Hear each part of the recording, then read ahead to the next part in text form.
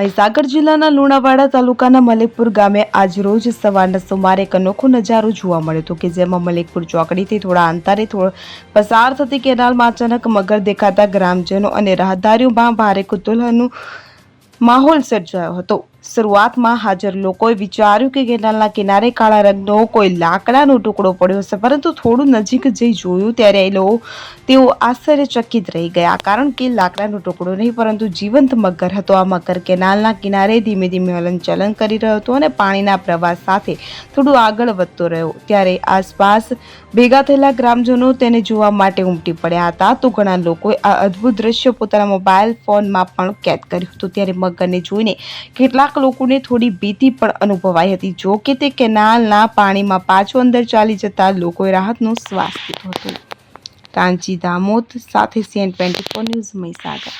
હવે જુઓ દેશ દુનિયાની તમામ ખબરો તમારી આંગળીના ટેરવે।